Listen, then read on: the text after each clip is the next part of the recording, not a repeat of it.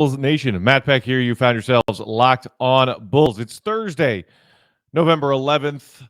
Breaking down the Bulls win over the Mavs up ahead on today's episode. A few of my keys that led to the Bulls victory. Also want to talk a little bit about the zone defense that Jason Kidd showed the Bulls that had the Bulls offense stuttering a little bit in the middle of this game. And then wrap up the show looking at some of the things Billy Donovan has said about the impending return of one Coby White and what his new rotation might look like. That's all ahead on a fresh Locked On Bulls. Let's go.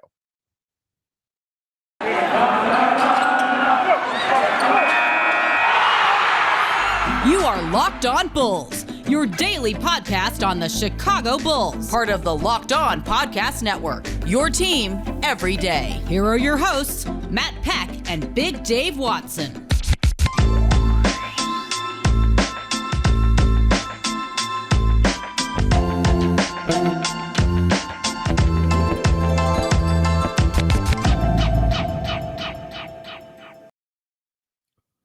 What's up, and welcome into Locked On Bulls, part of the Locked On Podcast Network, your team every day. I'm Matt Peck. You can follow me on Twitter at Bulls_Peck. You can follow us at Locked On Bulls. You can also hit us up on that text to voicemail line at 331-979-1369 or shoot us an email, lockedonbulls@gmail.com. Today's episode of Locked On Bulls is brought to you in part by McDonald's, proudly serving community since 1965. McDonald's has always been more than just a place to get tasty, affordable food. It's an unofficial community center. A big thank you to our friends at McDonald's for always being there. I'm loving it.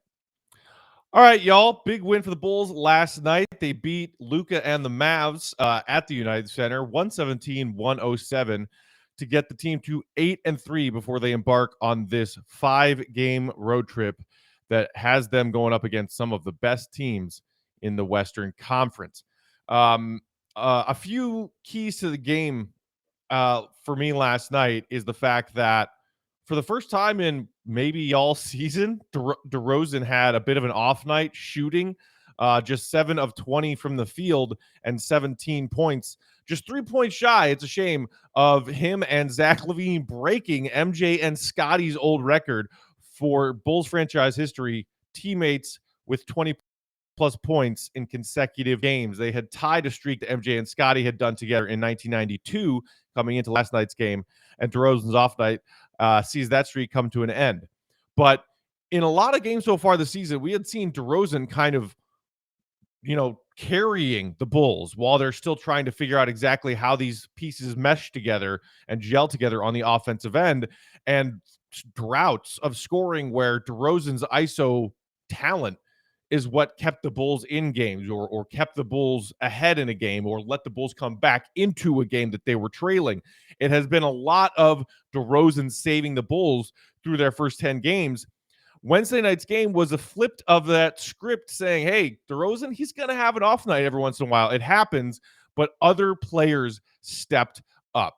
And let's look at who stepped up. I mentioned that I liked the fourth quarter that we saw from Nikola Vucevic on Monday, where he was still dealing with that shooting slump in the first 3 quarters of that game against Brooklyn. But when it mattered, when the Bulls were trying to protect their lead late in that game, he knocked down a big 3. He had a couple of elbow jumpers, and you thought, okay, maybe there's a little bit of momentum here for Vooch to carry into the next game and try and pull himself out of this slump. And Vooch has his best game in a while, without a doubt. He goes 8 of 14, knocked down 1 of his 3 3-point attempts. He gets 18 points, 10 boards, chipped in 4 assists. He started to look a little bit more comfortable with his game offensively on Wednesday night. Credit to Lonzo and all of Vooch's teammates for getting him looks inside early. That one slip screen pass from Lonzo early on in particular, where Vooch missed the initial layup, but then got his own rebound and got the putback. And then maybe you're like, okay, he's starting to get a little bit of a rhythm. He had a couple of other nice takes, a little, mini lefty hook from the left side. He had that awesome up and under move in the paint where I can't remember which Dallas big man was on him, but just juked him out of his shorts for a nice, easy up and under bucket at the rim. And even just things as simple as seeing some layups and seeing some baby hooks go in, as opposed to just inexplicably rimming out, will help Vooch get out of this funk. And another thing, and I can't remember if it was King said or maybe Will Purdue at halftime or post game. Um, one of the former Bulls big men was talking about how he saw Vooch kind of initiating and embracing contact in last night's game more so than avoiding contact with some of these bunnies that we've seen him miss so far this season, where it's a little mini flip, floater or a little mini hook, but maybe the rhythm was a little off because he wasn't creating contact. He was shying away from contact, but getting just some of that rhythm of bodying a guy down and then juking him with the up and under, or getting in the flow of, okay, where's my defender's body? There it is. Flick shot is leading him to more like rhythmic shots that he is used to making. So it was nice to see that from Vooch last night. Hopefully that is just another step in him pulling himself out of this shooting slump. And as I said, breaking it down halftime, get your looks at the rim first. Get yourself comfortable making those shots near the basket first, and then take that confidence out behind the three-point line where you, as a big man, have expanded your game in recent years. And that's what you saw. Vooch knocked down a couple near the rim and then hit that three after a couple of easy buckets. So like to see that from Vooch last night. You gotta also just give so much credit to Lonzo Ball. I mentioned that one delicious pass he had to Vooch on that slip screen early in the game.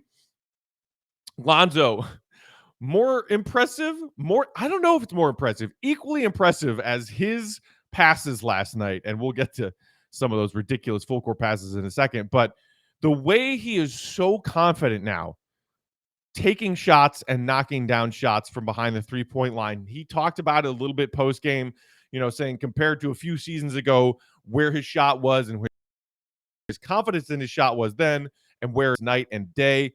And the thing that I really loved about last night was, we know off the ball more in New Orleans towards the end of his New Orleans tenure, that he was gaining confidence as a catch and shoot threat.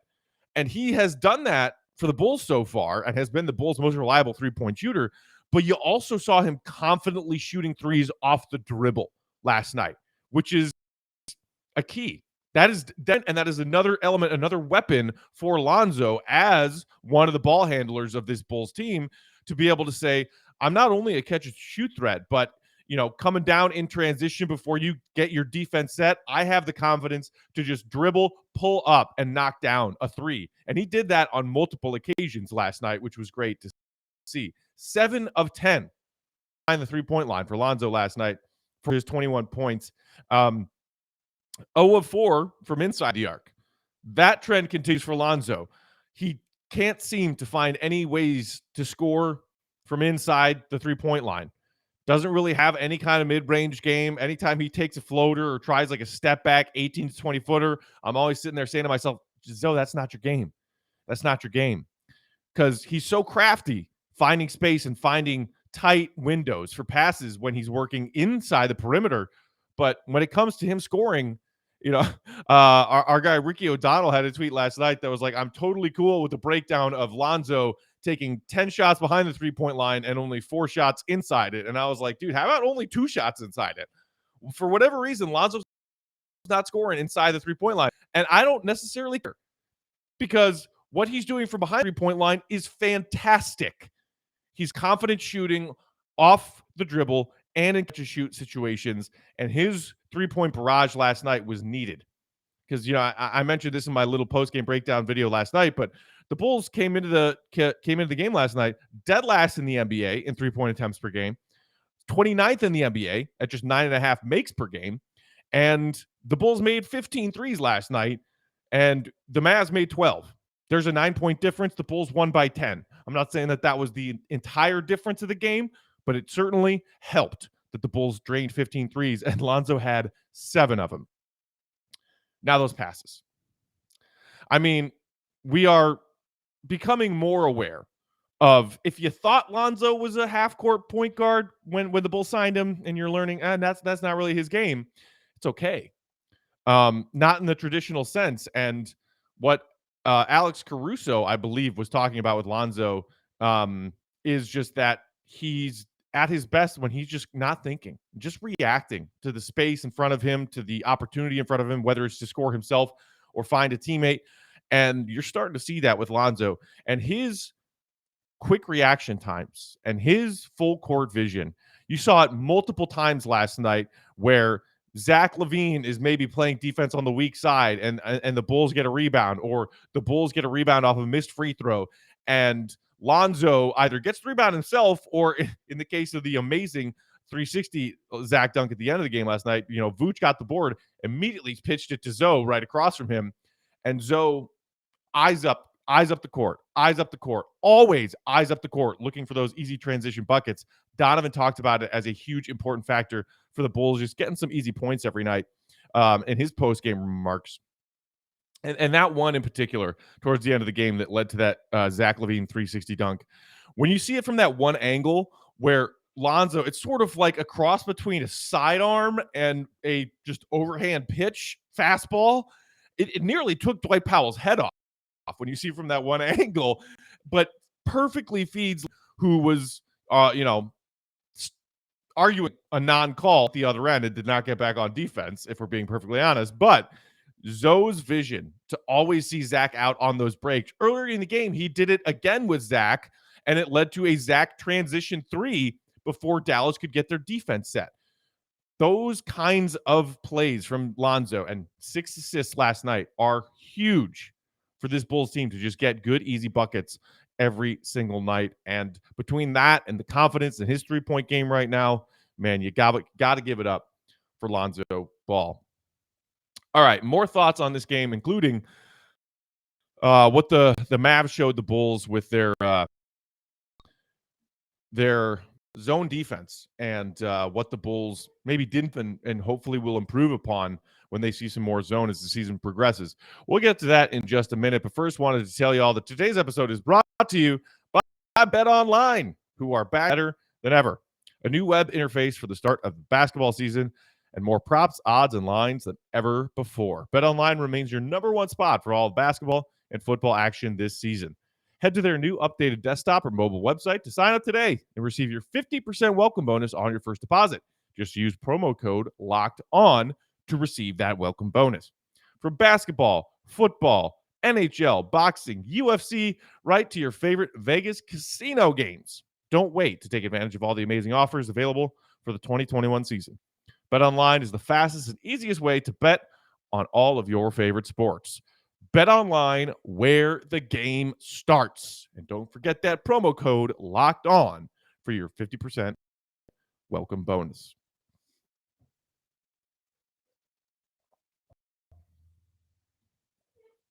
All right, so the Bulls offense had a bit of a sputtering problem for a stretch of last night's game, and we've seen that pretty much consistently throughout their first 10, 11 games this season. There's like a quarter or a half of a quarter where the Bulls offense in half court just can't seem to get anything done, can't seem to find its rhythm. And that happened last night when Jason Kidd went to his own defense. And to me, when your opponent switches to his zone, there are a couple of simple things you can do to beat that zone. And in particular, kind of mixing in some trap defense with that zone. And because Bulls fans were forced to watch Jim Boylan droll out that trapping defense for a couple of years, it's easy to see, even for simple basketball fans, how you beat a zone. You pass out of it. You move without the ball, and you find the open man. It doesn't seem that complicated, but at times last night, the Bulls were really struggling to score. And kudos to my good pal Will Perdue, who during the halftime it was during the postgame show on NBC Sports Chicago, was breaking down one possession in particular where Zach had the ball in the right corner, and he's trying to beat his guy one-on-one, and then Zach kind of gets double teamed from the guy playing up at the elbow, and nobody among Zach's teammates move. They're all just kind of scattered along the perimeter, but nobody moved. And the play ended up with Zach dribbling his way through that double team and making this ridiculously impressive reverse layup, and he gets the bucket. But that wasn't the point. as Will was breaking down post game, he was saying, look at all these stagnant players. And you saw some stagnation with the Bulls trying to figure out that Dallas Mavericks zone defense. And it seems as simple as move. Just move. Move without the ball. Because when the Bulls did occasionally find a way to score against that Mavs zone, especially right when Jason Kidd went to it, it wasn't passing out of the zone and finding the open guy and guys making cuts off the ball, backdoor cuts through the paint.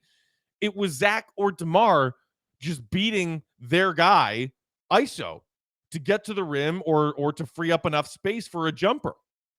And that'll work for a few possessions. But as Donovan said after the game, I believe it was Darnell Mayberry who asked the question, that was the most zone defense the Bulls has seen so far this season. And you got to anticipate that they will see more of it. And so it was definitely a little bit of like a jerky, like, oh, wow, what's going on here when you saw how badly they were struggling with it when Dallas first went to it. Hopefully, Billy will make that a part of his film session today. Hopefully, they'll talk about it again tomorrow. We'll see what Golden State shows the Bulls defensively on Friday night.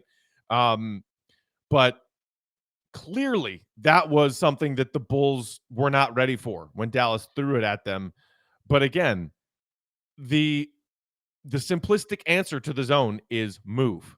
Move, move, move, always be moving, always be moving. And the other element, the other wrinkle to the problem with the zone when it comes to the Bulls, and part of this was during the Bulls' mostly second unit minutes, and we know that there is right now a shortage of shooting in that second unit, because that's the other way that you beat the zone. You pass until you find a shooter on the perimeter, and you take and make your shot. If you got enough space, if the closeout doesn't come fast enough because you've made some crisp passes, shoot. You beat the zone by threes. But, as I was saying in the first segment, when it comes to Lonzo and his 7 made threes, the Bulls have not been a high-volume three-point shooting team this season. Matter of fact, they have, as I mentioned, been the least volume three-point shooting team this season. So if the Bulls don't have the three-point shooting to beat a zone defense, it is that much more imperative that guys are moving off the ball. And it just looked like at times last night they were just stagnant and not moving very well and not moving very much. So again, hoping that Donovan makes that a key point of his film session and what they work on today and at shoot around tomorrow, getting ready for Golden State, because they clearly their offense came to a screeching halt for 3 or 4 or 5 minutes when Dallas went to that zone last night. And it's not going to be a simple answer of just letting DeMar and or Zach LaVine beat the zone defense by themselves. You gotta move, and you gotta have some shooters out there. So we'll see how the Bulls continue to move on after that card that was thrown at them by Jason Kidd. But again, it wasn't all bad. And honestly, I think that the Bulls benefited a little bit, maybe got lucky a little bit that Kidd didn't continue to ride that. Like, there were parts of the third and fourth quarter where they went back to more of a man, and it was sort of like a gentle switching man that was like a kind of zone-ish, but it was mostly man that the Bulls offense was more comfortable picking apart. So, thanks for that favor. But, not many NBA teams are going to be playing zone all night. That's certainly not normal in today's NBA. But you got to find your ways through that. And the Bulls, again, knock down 15 threes. That'll help. They started to get more transition opportunities in the second half, and that helps too. Because if you're out on the break and it's Lonzo with his full court vision throwing the ball ahead to Zach LaVine or whoever else is out on the break, it doesn't give Dallas or whoever your opponent is time to set that zone defense. You can't stop transition opportunities with a zone defense when nobody's sure who's getting ball. And you saw the Bulls capitalize on that a few times last. You got to get the stops and the rebounds in order to do that, and the Bulls were able to successfully do that, especially in the second half. So that was good to see. All right. Also want to talk about the comments from Billy Donovan about the soon arriving Coby White, who could be back as soon as this West Coast road trip at some point. Those are words from his own mouth, who said it's a possibility. So I want to talk about what that means for the Bulls rotation, and we will do that in just a minute. But as I mentioned at the top of the show, today's episode is brought to you by McDonald's, proudly serving communities since 1965. McDonald's has always been more than just a place to get tasty, affordable food. It's a place where friends and family can come to reconnect. A place where classmates can meet up for a study group, knowing they'll have dependable Wi-Fi and endless supplies of French fries and McFlurries. Win or lose, it's a place where teammates, competitors, the home team or away team can come to recharge. It's the place where you always look forward to stopping at on a long road trip to rest your legs, stretch your legs, and refuel. McDonald's always been a go-to road trip stop for me. Anytime I drive around the Midwest a lot from here to there, and that moment where you're like, gas tank's a little low, could probably get rid of some of that coffee I drank earlier this morning, if you know what I mean. And I see an exit sign with a big old golden arch right there. That's where I'm headed. Get yourself maybe a McChicken or a double cheeseburger, a Big Mac. You get a delicious soda to wash it down. Oh my gosh. Also, have you guys seen this commercial recently from, the other fast food place that is claiming that their French fries are favored over McDonald's 2-1 in some straw poll, some French fry poll? Where did they come up with that? Because it's clearly a lie. No one is picking their fries over McDonald's French fries. No one. I get back in the car. I got my soda. I eat the burger, the chicken sandwich first, and then I save the fries is like the dessert. And when I get to the last few handfuls of fries, I'm like sad because I'm like, I need more McDonald's fries. Not the other guy's fries. McDonald's French fries. Duh. So head to your local McDonald's to refuel and reconnect. Eat some of their delicious French fries. Did somebody say McDonald's? Ba-da-ba-ba-ba. Delicious. All right.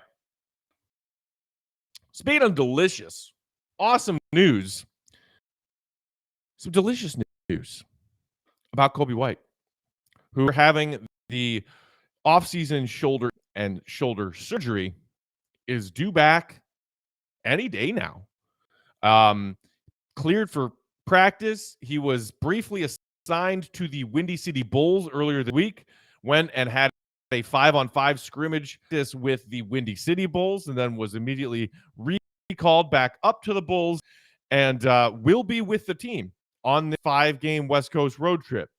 We are not sure if and when somewhere in these 5 games, our road trip, that Coby White will be cleared to play and get back into game action. But the fact that he's going on the road trip obviously means it's a possibility. And he says he feels good. He says it's a possibility that he'll play as soon as at some point on this road trip. And it seems like Billy Donovan is right there in lockstep with Coby's frame of mind as far as he's getting close to being ready to go. So because of that, obviously, Billy Donovan had been asked at a shoot around or a practice, whatever, about his rotation. So the rookie, Ayo, playing really well. Big minutes, had some big buckets and some big moments against the Celtics in that comeback win.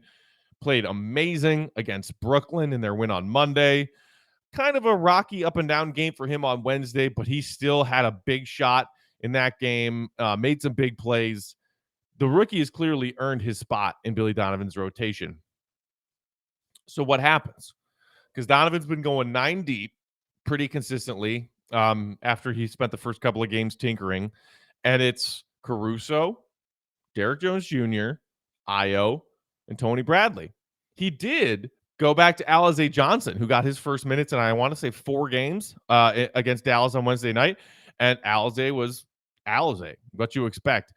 Chipped in 7 rebounds, and 4 of those came on the offensive glass, some impressive boards that gave the Bulls some second chance scoring opportunities.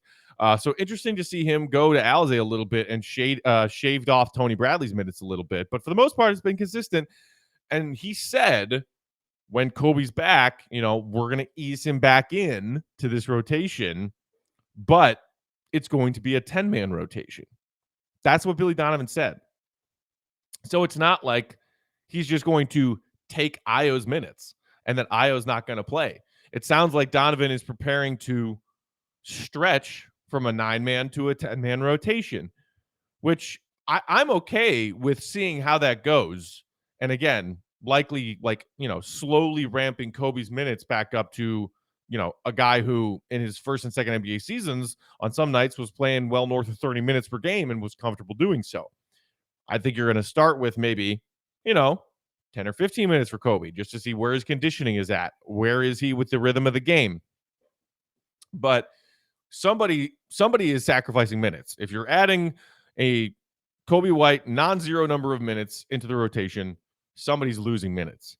And I think a lot of the Io Bulls fans that are already out there saying, don't you dare take Io's minutes. I don't necessarily see it that way. And it was interesting. I was reading Casey Johnson's mailbag column for NBC Sports Chicago this morning, and he said if he had to guess, it would either be Javonte Green and or Derrick Jones Jr., who have their minutes shaved off a little bit as Coby makes his way back in. I'm fine with that. I think what Javonte gives you. You know what Derrick Jones Jr. gives you. Coby gives you something different, but it's something different that this team is lacking. How many times we need to talk about the Bulls' low volume of three-point shooting and three-point scoring? Coby provides you that. Coby can provide a scoring punch off the bench that the bench has been void of on many nights so far this season. So the biggest question to me when it comes to Billy going from a 9-man to a 10-man rotation is, does he still stagger somebody in there? Does he stagger DeMar in there with the second unit? Does he stagger Zach in there with the second unit? Because doing a complete swap, like, okay, here's our starting 5. All right, here's our second 5. You get out there. You all play together as a second 5. Then you're talking about, a 3-guard lineup, Caruso, Coby, and Io, Derrick Jones Jr., and Tony Bradley. That would hypothetically be your second 5. I'm curious enough that I would like to see what that 5 looks like out there together while everybody in the Bulls starting 5 best. But I'm also a little terrified of how that might go if you don't have one of those starters staggered in there to get you a bucket when you need a bucket. But maybe the person in that second 5 who is the get you a bucket when you need a bucket person is Coby White. Maybe if he comes back fully healthy and has confidence in his game, and again, it might take a few games to get back to that level physically and mentally, he has proven to us through his first 2 seasons in the NBA, he is not shy about being that guy for certain stretches of games where it's, hey, I can put my head down and get to the rim, beating my guy off the dribble, or I can just catch fire from downtown. Maybe between that and the fact that we've seen Alex Caruso be able to, play puppet master a little bit with being a ball handler and also knock down threes in his own right. He had a big offensive night last night. Caruso, shout out to him, 3 of 4 from downtown, 16 points to go with his 6 steals. Maybe there's enough there offensively when you put Coby White in that Billy Donovan doesn't feel the need to stagger one of those starters in there. So here's what I'm guessing. My guess is that we're going to see, the trickiest part of this is, and maybe Donovan waits. Maybe Coby goes on this 5-game West Coast trip and the Bulls keep the flow that they have going because it seems to be working for them more than it's not. I mean, they're 8-3. Instead of trying to do this Coby and going from a 9 to a 10-man rotation insertion on a very difficult West Coast road trip. Maybe that's not the opportune time to do that, but maybe Billy Donovan says, hey, there's no perfect time to do anything The games are going to keep popping up on the schedule. Coby's a valuable asset. Let's get him in there, and we'll figure out how the rotation works as we're going. I could see Billy Donovan doing that. I'm not suggesting that he shouldn't do that. It just makes me a little nervous about tinkering with your rotation while you're on such a difficult road trip like that. Because I'm guessing there's going to be some kind of friction there. It'll be rocky for everybody to figure out, okay, now Coby's in here. Are we going with an all second unit, bench unit? Are we going to stagger somebody? If so, who? Who is sacrificing minutes to get, Coby into this rotation? It's a lot of juggling and a lot of stuff to figure out. And something that Kendall Gill repeatedly, taught me and my guys, John and Big Dave, and always talked about. And he talked about it in his post-game remarks last night once again. And I think the more I watch basketball and the more I think about his comments on that, it's so true. Players thrive on knowing what their role is. And if a player doesn't know what their role is, then they can have games where they over pursue or they try to do too much because they're not sure what their role is, or they sit back and don't do enough because they're not sure what their role is. Will everyone still know what their role is as Coby is integrated back into this rotation? That is the biggest question as the Bulls embark on this 5-game road trip, and Billy Donovan has to figure out how exactly to juggle all of these pieces. But again, good problem to have when a guy who brings you like the things that you've been lacking, 3-point shooting and pure scoring threat, to your second unit. You've been missing those things. Coby White is those things. Figuring out who minutes to shave and how to stretch from a 9 to a 10-man rotation because you get Coby White back, these are good problems, as opposed to recent years past, which were, oh dear God, we have to play 2 Samsons and a Lemon Jr. and a this guy and a that guy and bad problems. Not enough talent. The Bulls are 8-3 despite not having Coby White to start the season. You get Coby White back, figuring out how that works is a good problem. And put our faith in Billy Donovan to figure out that good problem and the answer to it. All right, that's it for today. We'll be back with one more episode tomorrow to send y'all into the weekend. Pretty sure I'm going to have my pal John Sabine with me to round out the week. He was at the UC for Bulls Mavs last night. And of course, as you would expect, he was torn. Didn't know who to root for because the Bulls and Mavs are his 2 teams. So can't wait to talk to John about what it was like at the UC last night and get his thoughts on the Bulls win over the Mavs. And that'll be it for another week. Man, these weeks are flying by and the games keep coming. The Bulls, Warriors, 9 p.m. nationally televised. I believe ESPN Friday night game. Man, the Warriors are cooking. 9-1. The only team in the NBA right now, Thursday at noon, with a better record than Chicago Bulls. I believe Utah and Washington are each also 8-3. Golden State's 9-1. Whew. You go into Oracle and beat them?